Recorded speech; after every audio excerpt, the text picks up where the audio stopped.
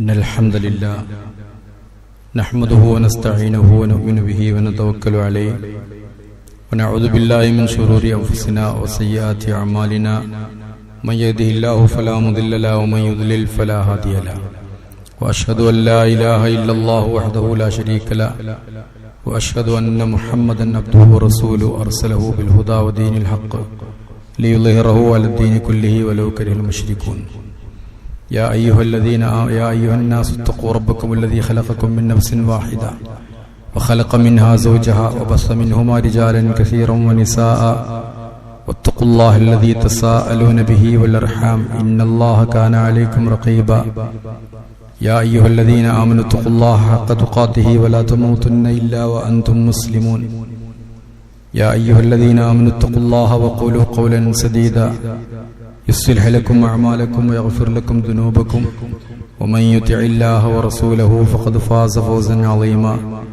ثم أما بعد فإن خير الحديث كتاب الله وخير الهدي هدي محمد صلى الله عليه وسلم وشر الأمور محدثاتها وكل محدثة بدعة وكل بدعة ضلالة أيها الإخوة المؤمنون أوصيكم بتقوى الله أعوذ بالله من الشيطان الرجيم شهر رمضان الذي أنزل فيه القرآن هدى للناس وبينات من الهدى والفرقان ബഹുമാനമുള്ള വിശ്വാസികളെ വിശ്വാസിനികളെ, മുത്തഖീങ്ങളായി ജീവിക്കണേ എന്ന് വസിയ്യത്ത് ചെയ്യുകയാണ്.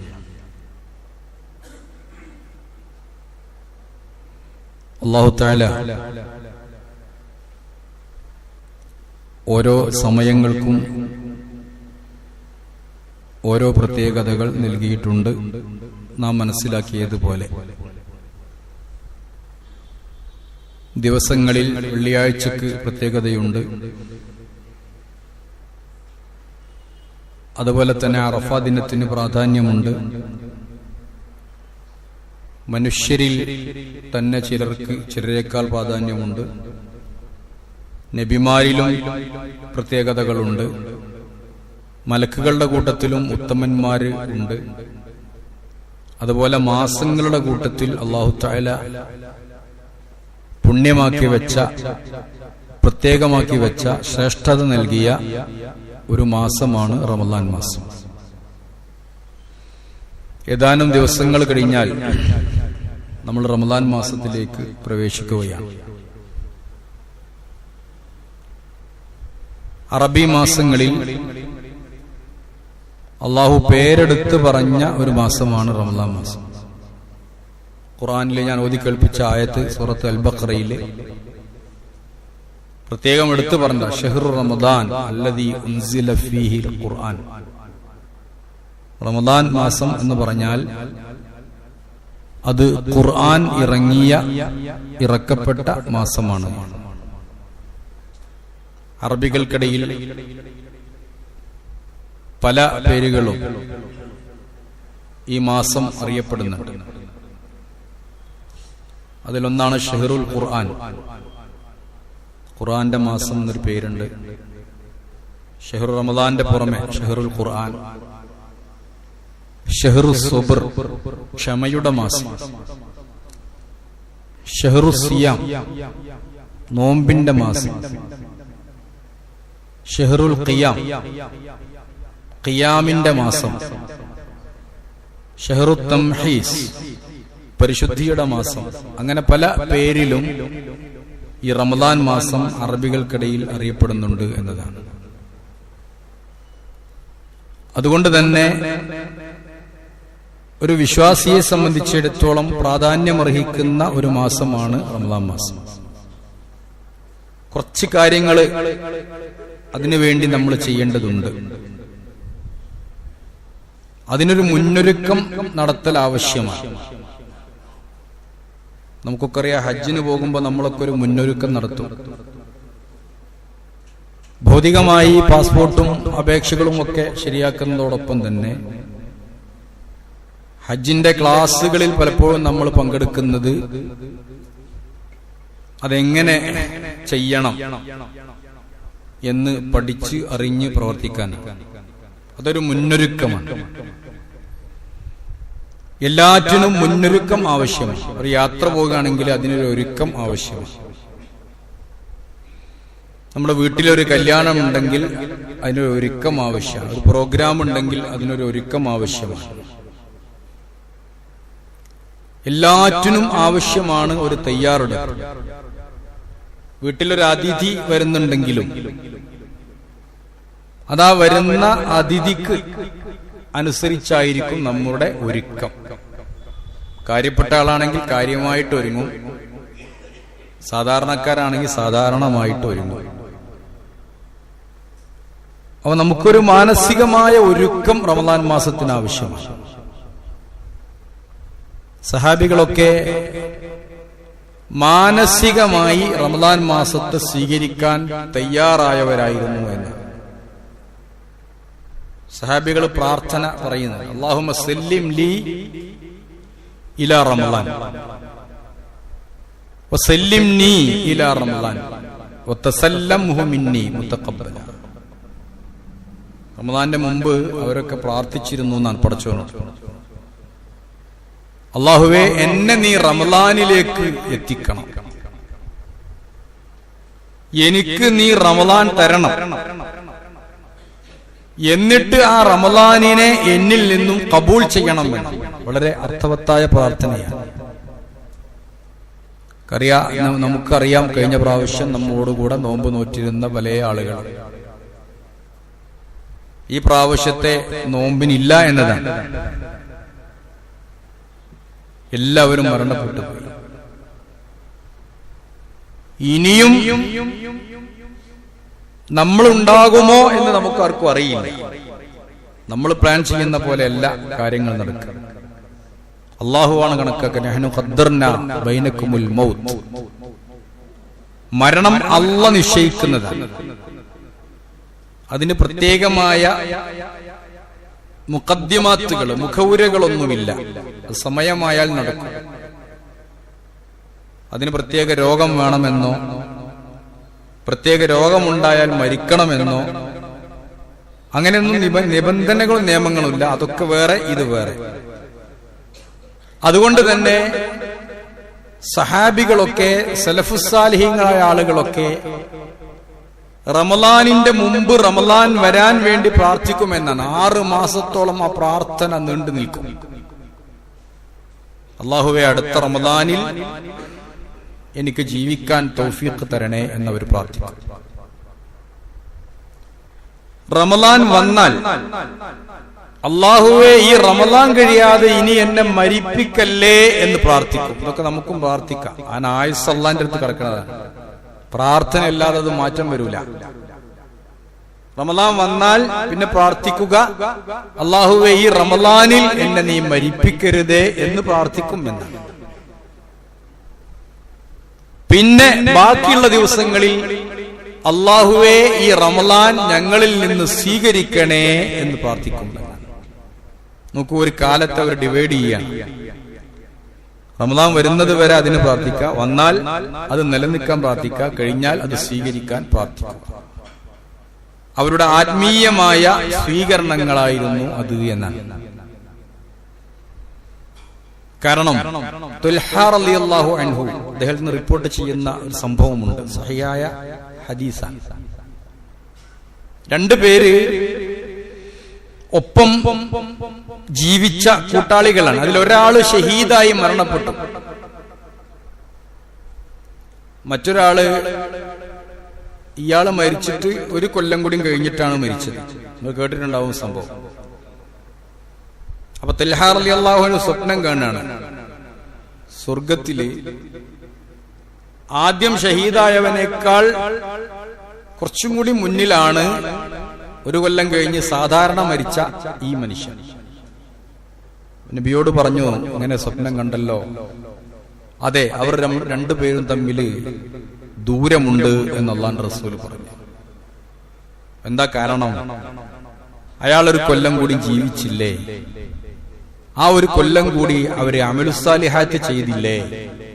അതുകൊണ്ടാണ് അദ്ദേഹത്തിന് മാനസികമായുള്ള ഷഹാദത്താണത്. മാനസികമായിട്ടുള്ള അദ്ദേഹം പിന്നെ ഷഹീദുൽ ഖാലിസ്, കൃത്യമായിട്ടുള്ള ഒരു ഷഹീദായിരുന്നു അദ്ദേഹം എന്നാണ്. ക്രിയാത്മകമായിട്ട് ഷഹീദാകാൻ അദ്ദേഹത്തിന് കഴിഞ്ഞിട്ടില്ലെങ്കിലും അദ്ദേഹത്തിന്റെ അങ്ങനെയുള്ള ആഗ്രഹങ്ങളും ദീനീ സേവനങ്ങളും ആരാധനകളും ഒക്കെ കണക്കെടുത്ത് അദ്ദേഹം 1 കൊല്ലം അധികം ജീവിച്ചപ്പോ അദ്ദേഹത്തിന് അധികം പ്രതിഫലമുണ്ടായി. അതുകൊണ്ട് അള്ളാഹുവിന്റെ റസൂൽ പഠിപ്പിക്കുന്നത് ഖൈറുൻ നാസി മൻ ത്വാല ഉംറുഹു വഹസുന അമലുഹു എന്നാണ്. ഏറ്റവും ഉത്തമനായ മനുഷ്യനാരാണ്? മൻ ത്വാല ഉംറുഹു എന്നാണ്. കുറേ കാലം ജീവിച്ച ആളാണ് ഏറ്റവും ഉത്തമൻ. വെറുതെ ജീവിച്ചിട്ട് പോരാ. വഹസുന അമലുഹു എന്നാണ്. നല്ല അമലുകൾ ചെയ്യുകയും ചെയ്തു എന്നാണ്. അപ്പൊ നല്ല അമല് ചെയ്തിട്ട് കുറേ കാലം ജീവിക്കുന്നതാണ് വേഗം മരിച്ചു പോകുന്നതിനേക്കാൾ നല്ലത് എന്നാണ്. ഏറ്റവും മോശം അപ്പം പറയേണ്ടതില്ലല്ലോ. ഒന്നും ചെയ്യാതെ വെറുതെ കുറെ കാലം ജീവിച്ചു പോയാൽ മോശമായ മനുഷ്യനാണ്. അപ്പൊ നല്ല മനുഷ്യൻ ജീവിക്കുന്നിടത്തോളം നല്ല കാര്യങ്ങൾ ചെയ്യുകയാണെങ്കിൽ അവനാണ് ഏറ്റവും ഉത്തമമെന്ന്. അതുകൊണ്ട് റമദാൻ മാസത്തില് ആ റമദാൻ മാസത്തെ സ്വീകരിക്കാൻ നമ്മളൊന്ന് ഒരുങ്ങണം എന്നതാണ് അള്ളാഹുവിന്റെ റസൂൽ പറഞ്ഞത്. മർഹബൻ ബിശഹരിൻ ഖൈറുൻ കുല്ലുഹു. റമദാൻ വന്നാ പറയും സ്വാഗതം, മർഹബ, എല്ലാം ഖൈറാണ് എന്ന്. റമദാനിൽ എല്ലതും ഖൈറാണ്. ഖൈറുൻ കുല്ലു. അവിടെ തുഫത്തഹു അബ്വാബുൽ ജന്ന. അല്ലാഹ് ഒരുങ്ങുന്നുണ്ട് കണ്ടോ. സ്വർഗത്തിന്റെ വാതിലൊക്കെ ഒന്ന് തുറന്നിടും. ഒറ്റ വാതിലും അടഞ്ഞിട്ടുണ്ടാവില്ല. തുസഫ്ഫദു തുഗ്ലഖു അബ്വാബുന്നാർ. നരകത്തിന്റെ കവാടങ്ങളൊക്കെ അടക്കപ്പെടും. ഒറ്റൊന്നും തുറക്കൂല. തുസഫ്ഫദു ഫീഹി മറദത്തു ശയാത്തീൻ. പിശാചുക്കള്, പ്രത്യേകിച്ച് അതിൽ മോശമായ പിശാചുക്കളെ മുഴുവനും ചങ്ങലക്കിടും. വഫീഹി ലൈലത്തുൻ ഹിയ ഖൈറുൻ മിൻ അൽഫി ശഹർ. റമദാനിൽ ഒരു രാത്രിയുണ്ട്, അത് 1000 മാസങ്ങളെക്കാൾ പുണ്യമാണ്. ലൈലത്തുൽ ഖദർ. ആർക്കെങ്കിലും അത് ലഭിച്ചാൽ അവൻ ഒരുപാട് കാര്യങ്ങൾ ലഭിച്ചിരിക്കുന്നു. നഷ്ടപ്പെട്ടാൽ വലിയ നഷ്ടമായിരിക്കുന്നു എന്ന് അല്ലാഹുവിന്റെ റസൂൽ പറയുന്നു. മാത്രല്ല യുസയ്യിനുല്ലാഹു ജന്നത്തഹു കുല്ല യൗമിൻ. അല്ലാഹു തആല സ്വർഗ്ഗം അലങ്കരിച്ചു കൊണ്ടിരിക്കുമെന്ന്. നമ്മളൊക്കെ ഒരാള് പെട്ടെന്ന് വീട്ടിലേക്ക് വരാന്ന് പറഞ്ഞാൽ വേഗം മുറ്റടിച്ചു വരും. പെണ്ണുങ്ങളൊക്കെ അടിച്ചോരിയിട്ടില്ലെങ്കിൽ വേഗം പോയി മുറ്റടിച്ചു. ആൾക്കാർ സ്വീകരിക്കാനാണ്. അല്ലാഹുവിന്റെ റസൂൽ സ്വർഗ്ഗം അലങ്കരിക്കും. അവർക്കൊരു പ്രത്യേക കവാടമുണ്ട്, റയ്യാൻ എന്ന അതിന്റെ പേര്. അവസാനം ചോദിക്കും, ഇനി ആരെങ്കിലും കയറാണ്ടോ? മയ്യത്തുസ്കരിക്കുമ്പോ നമുക്ക് കേട്ടിട്ടില്ലേ, കുറേ നേരം നിന്നിട്ട് ഇനി ആരെങ്കിലും കയറാൻ ബാക്കിയുണ്ടെങ്കിൽ എല്ലാരും കയറി എന്ന് പറയുമ്പോഴാണ് നമ്മൾ അല്ലാഹു അക്ബർ തക്ബീർ കെട്ടുക. അതുപോലെ സ്വർഗം റമദാൻ ആരെങ്കിലും ഇനി വല്ല നോമ്പുകാരനും ബാക്കിയുണ്ടോ എന്ന് വിളിച്ചു ചോദിക്കുന്നതാണ്. അതതിന്റെ ഒരു പ്രാധാന്യമാണ്. അതൊരു പരിഗണനയാണ്. ആ മയ്യത്ത് നിസ്കരിക്കാൻ ഒളു കൊടുക്കുക, അവസാനം ഒളു കൊടുക്കണവന് ഒരു പരിഗണന ഉണ്ട് നിസ്കാരത്തില്. അവനതിൽ കൂടണം. നമ്മൾ പരിഗണിക്കുക. അവന്റെ പ്രാർത്ഥന ആവശ്യമാണ്. അവൻ അവഗണിച്ച് നമ്മൾ കൈ കെട്ടാൻ പറ്റൂല. അതൊക്കെ സാമാന്യമായി നമുക്ക് അറിയണ കാര്യങ്ങളാണ്. അപ്പൊ അവസാനം പരലോകത്ത് ഒരു ചോദ്യമുണ്ട്, ഇനി ആരെങ്കിലും ഉണ്ടോ, വല്ല നോമ്പുകാരും ഇനി ബാക്കിയുണ്ടോ എന്ന് ഒക്കെ ഹദീസിൽ വന്നത്.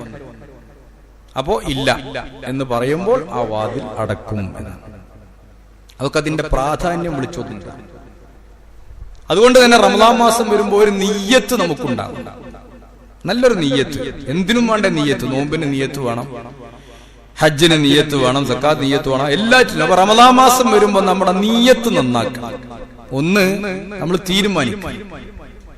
അതിനുള്ള സമയം ആയിട്ടുണ്ട്. റസൂലുള്ളാഹി സ്വല്ലല്ലാഹു അലൈഹി വസല്ലം റമദാനിന് വേണ്ടി ഒരുങ്ങുന്ന, അതിനാണ് ശഅബാനില് കൂടുതൽ നോമ്പ് നോറ്റിരുന്നു എന്ന് പറഞ്ഞത്. എന്ന് പറഞ്ഞാൽ വരികയാണ്, റമദാൻ വരികയാണ്. അപ്പൊ ഒന്ന് ഒരു ഒരുക്കം, ഒരു പ്രാക്ടീസ്. അപ്പൊ ഒന്ന് ഒരുങ്ങുക. റമദാൻ മാസം ആവുമ്പോ ഒന്ന് ഒരുങ്ങണം, ആവശ്യം. നല്ലൊരു നിയ്യത്ത് വേണം. അതിന്റെ പ്രത്യേകത എന്താ അറിയോ? അല്ലാഹുവിന്റെ റസൂൽ പറഞ്ഞിട്ടുണ്ട്, ഒരാളൊരു നല്ല കാര്യം ചെയ്യാൻ ഉദ്ദേശിച്ചു,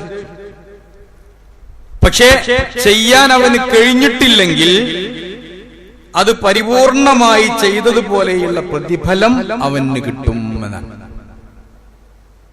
എല്ലാ അമലും അങ്ങനെ തന്നെ. ഹജ്ജിന് ഒരാളെല്ലാവർക്കും ശരിയായി, പക്ഷെ പോകാൻ പറ്റിയില്ല, മരിച്ചുപോയി.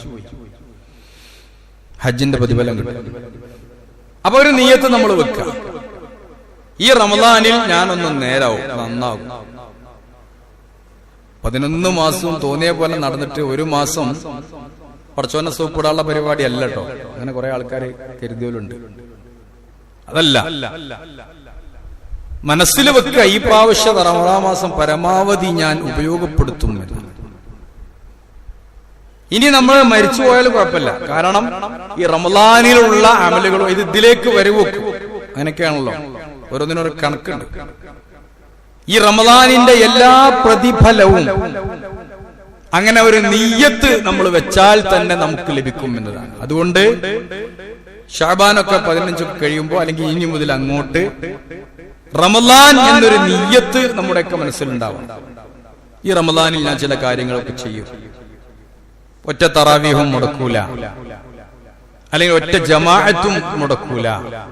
എവിടെയാണോ പോകുന്നത് അവിടെ ജമാഅത്തിന് കൂടും. ഖുർആൻ ഒരു 30 ജുസ് എങ്കിലും ഞാനൊരു ആവർത്തി വായിക്കും, പറ്റെങ്കിൽ അതിന്റെ അർത്ഥവും ഒന്ന് നോക്കും.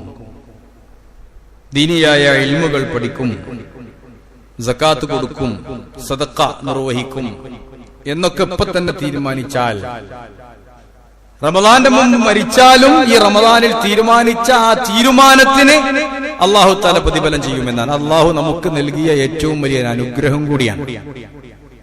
തിന്മക്ക് അങ്ങനല്ല. തിന്മക്ക് തിന്മയുടെ പ്രതിഫലമേ ഉള്ളൂ. ജസാഅൻ വിഫാഖ, സൂറത്ത് അമ്മ തസാഅലൂനിൽ കാണാം, നിങ്ങൾ ഓതുമ്പോൾ ജസാഅൻ വിഫാഖ, യോജിച്ച പ്രതിഫലം എന്നാണ്. തിന്മ ചെയ്താൽ തിന്മയുടെ ശിക്ഷയാണ് കിട്ടുള്ളൂ. എന്നാലോ നന്മ ഉദ്ദേശിച്ചാൽ പോലും കൂലി കിട്ടും. മാത്രമല്ല അൽ ഹസനതു ബിഅശ്രി അംസാലിഹ, നന്മയാണ് ചെയ്തതെങ്കിൽ, നന്മയാണ് ഉദ്ദേശിച്ചതെങ്കിൽ 10 ഇരട്ടി പ്രതിഫലം കിട്ടും എന്നാണ്. അതിന് അല്ലാഹ് പരിചയപ്പെടുത്തിയത് ജസാഅൻ മിർ റബ്ബിക അതാഅൻ ഹിസാബ.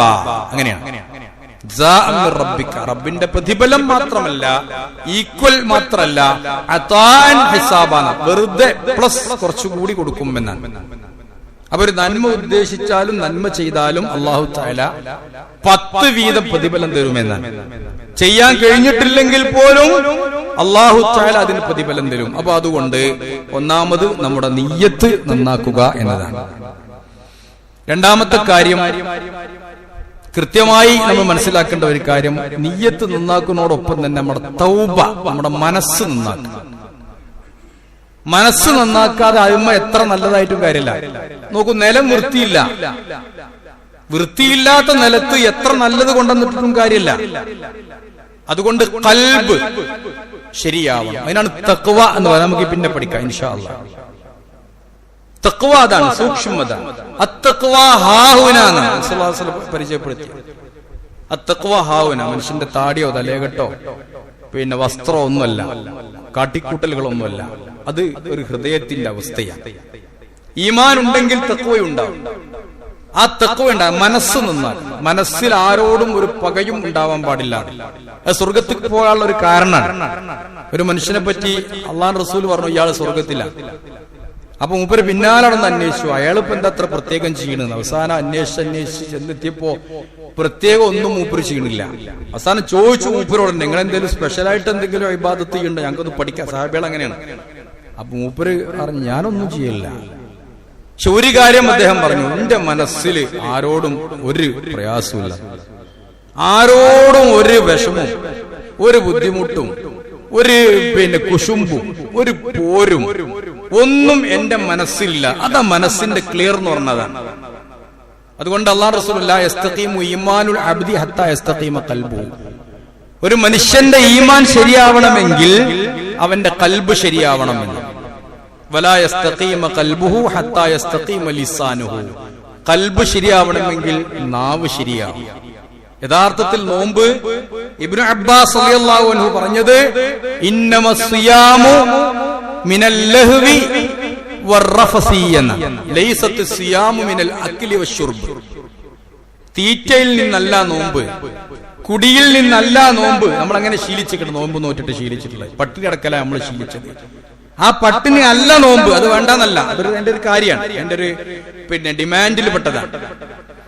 അതോടൊപ്പം ഇന്നമസ്സൗമു മിനൽ ലഹ്വി വറഫസി, മോശമായ കാര്യങ്ങൾ, അനാവശ്യമായ കാര്യങ്ങൾ.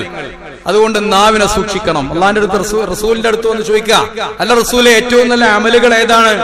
അപ്പൊ നിസ്കാരം, നോമ്പ്, ഹജ്ജൊക്കെ പറഞ്ഞു കൊടുത്തിട്ട് പറഞ്ഞു, അലാ അദുല്ലുക ബിമിലാക്കി ദാലിക കുല്ലിഹി, ഈ എല്ലാ പ്രതിഫലവും കിട്ടുന്ന ഒരു വസ്തു നിങ്ങൾക്ക് പറഞ്ഞു തരട്ടെ എന്ന് വെച്ചു. എല്ലാ പ്രതിഫലവും ഒപ്പം കിട്ടും. അതെന്താണ്? കുഫ്ഫ അലൈക ഹാദാ. നബി തങ്ങൾ നാവുമ്മണ് പിടിച്ചിട്ട് പറഞ്ഞു, ഇതിനെ പിടിച്ചു വെച്ചാൽ മതി, ഒക്കെ ശരിയാവും. നിസ്കരിച്ചു, മറ്റവനെ കുറ്റം പറഞ്ഞു, എന്താ കാര്യം? സദക്ക കൊടുത്തു, അത് എടുത്തു പറഞ്ഞു, എന്താ കാര്യം? ബാത്തിലാവും. നോമ്പ് നോറ്റു, മറ്റവനെ കുറെ ആവശ്യമില്ലാത്തത് പറഞ്ഞു, ഗീബത്ത് പറഞ്ഞു, നമീമത്ത് പറഞ്ഞു. അതുകൊണ്ട് നാവിനെ സൂക്ഷിക്കണം എന്നതാണ്. നാവ് യഥാർത്ഥത്തിൽ സംസാരിക്കാനുള്ളതല്ല, മിണ്ടാതിരിക്കാനുള്ളതാണ്. അല്ലാഹു തആല നമുക്ക് നാവ് തന്നിട്ടുള്ളത് സംസാരിക്കാനല്ല. സംസാരിക്കുകയാണെങ്കിലും അല്ലാഹു റസൂൽ പറഞ്ഞ ഹദീസ് അങ്ങനെയാണ്, മൻ കാന യുഅ്മിനു ബില്ലാഹി വൽ യൗമിൽ ആഖിർ, ആരെങ്കിലും അല്ലാഹുവിലും അന്ത്യദിനത്തിലും വിശ്വസിക്കുന്നുണ്ടെങ്കിൽ ഫൽയഖുൽ ഖൈറാ, പറയുകയാണെങ്കിൽ അവൻ നല്ലത് പറയട്ടെ. നല്ലത് പറയാനല്ലാതെ വാ തുറക്കാൻ പാടില്ല. ഔ ലിയസ്മുത്, ഇല്ലെങ്കിൽ മിണ്ടാതിരിക്കട്ടെ. മിണ്ടാതിരിക്കുക എന്നുള്ള മൗനവ്രതം, മൗനവ്രതം, മിണ്ടാതിരിക്കുക. ഒരുപാട് കാര്യത്തിന്റെ ചികിത്സയാണത്, അല്ലെ? ഒരു കുടുംബ പ്രശ്നത്തിൽ മുണ്ടാതിരുന്ന കുടുംബ പ്രശ്നം ഉണ്ടാവില്ല, സംഘടനാ പ്രശ്നത്തിൽ മുണ്ടാതിരുന്ന ആ പ്രശ്നം ഉണ്ടാവില്ല. ഒരു പ്രശ്നത്തിന് നല്ല കാര്യത്തിനെതിരെ പറയേണ്ടതല്ല പറയണം. നല്ല കാര്യം കാണുമ്പോൾ അത് കൽപ്പിക്കണം, അതൊക്കെ ഇത് പെട്ടതാണ്. നല്ല കാര്യമാണല്ലോ, നല്ല കാര്യമാണെങ്കിൽ പറയണം. ഞാൻ ഒന്നും ഉണ്ടില്ല, ഞാൻ വളരെ എല്ലാവരുടെ ഇടയിലും നല്ല ആളായിട്ട് നടക്കാനല്ല, വേണ്ടാത്തത് കണ്ടാൽ പറയണം. അത് അധിപതിക്ക് അതിനാണ് നാവ്. പക്ഷെ ആവശ്യമില്ലാത്തതിൽ ഒരിക്കലും ഇടപെടാൻ പാടില്ല.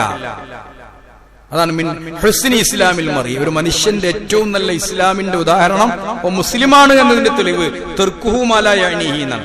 ആവശ്യമില്ലാത്ത കാര്യത്തിൽ അവൻ ഇടപെടൂല എന്നുള്ളതാണ്. അതിൽ പ്രധാനപ്പെട്ടത് നാവാണ്. അതുകൊണ്ട് അംസിക് അലൈക ലിസാനിക്, നിന്റെ നാവിനെ നീ സൂക്ഷിക്കണം. ഇഹ്ഫദ് ലിസാനക അയ്യുഹൽ ഇൻസാനു ലാ യൽദഅന്നക ഇന്നഹു സുഅ്ബാനു. മനുഷ്യ, നാവിനെ സൂക്ഷിക്കണം, അത് നിന്നെ ധ്വംസിക്കും, അത് കൊത്തും. ഇന്നഹു സുഅ്ബാൻ, അത് പാമ്പാണ്. കവികൾ പാടിയിട്ടുണ്ട്, നാവ് ഒരു പാമ്പാണ്. അത്രയും വളരെ സൂക്ഷ്മതയോടുകൂടെ, അടുക്കും ചുറ്റോടുകൂടെ, ആരും പുറത്ത് ചാടാത്ത രൂപത്തില് ശരിക്ക് അവിടെ വെച്ച് പിടിപ്പിച്ചിട്ടുണ്ട്. അതുകൊണ്ട് സൂക്ഷിക്കണം വേണം.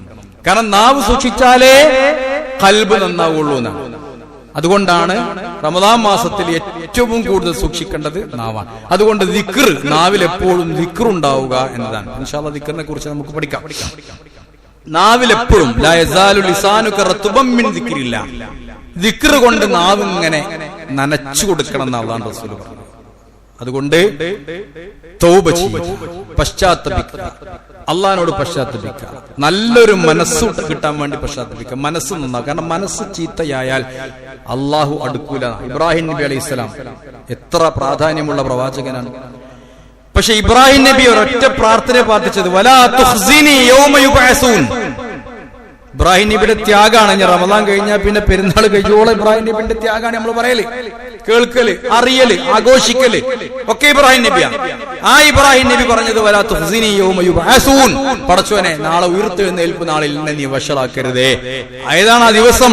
യൗമ ലാ യൻഫഉ മാലും വലാ ബനൂൻ, മക്കളും സന്താനങ്ങളും ഉപകരിക്കാത്ത ദിവസമാണ്. ഇല്ലാ മൻ അത്തല്ലാഹ, ആർക്കാണ് അതൊക്കെ ഉപകരിക്കുക?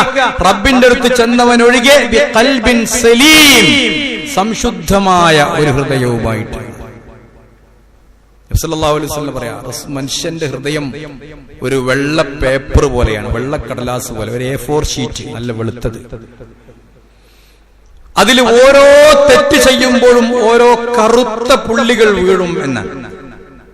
മഷി കൊണ്ട് ഒരു കുത്ത് കുട്ടിയുടെ അടുത്ത് കൊടുത്തു, ഒരു A4 പേപ്പർ, ഒരു പേനയും ഒരു കുട്ടിന്റെ അടുത്ത് കൊടുത്തു, കറുത്ത മഷിയുള്ള പേനയും കൊടുത്താൽ ഓരോ വരക്കും അതങ്ങനെ അതിൽ കുത്തു വീണ് അത് അവസാനം ഒരു കറുത്തതായിട്ട് മാറും, ഹൃദയം കറുത്തു പോകും.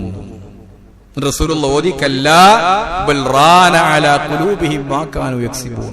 അവർ ചെയ്യുന്നതെല്ലാം കൂടി അവരുടെ ഹൃദയത്തിൽ അങ്ങനെ തുരുമ്പ് പിടിച്ചു, കഴുകിക്കളയുന്നില്ല. അതുകൊണ്ട് കല്ലാ ഇന്നഹും അൻ റബ്ബിഹിം യൗമൈദിൻ ലമഹ്ജൂബൂൻ, അവര് നാളെ പരലോകത്ത് റബ്ബിൽ നിന്നും മറയിടപ്പെടും. അതുകൊണ്ട് റസൂലിനോട് അല്ലാഹ് പറഞ്ഞു, വസിയാബക ഫതുഹിർ, നിന്റെ വസ്ത്രത്തിനെ നീ ശുദ്ധിയാക്കണം. അവിടെ വസ്ത്രം എന്നത് ജാഹിലിയ കാലഘട്ടം മുതൽ ഇമ്രുൽ ഖൈസ് ജാഹിലിയ കവിയാണ്. അദ്ദേഹം തന്റെ കാമുകിയോട് പറഞ്ഞെടുത്ത്, അറബി ഭാഷ ഖുർആൻ ഇറങ്ങേണ്ട മുമ്പാണ്, കാമുകിയോട് പറഞ്ഞെടുത്ത് നിനക്ക് എന്നെ ഇഷ്ടമില്ലെങ്കിൽ നീ എന്നെ നിന്റെ ഹൃദയത്തിൽ നിന്ന് ഒഴിവാക്കണം എന്ന് ഇമ്രുൽ ഖൈസ് പറഞ്ഞിട്ടുണ്ട്.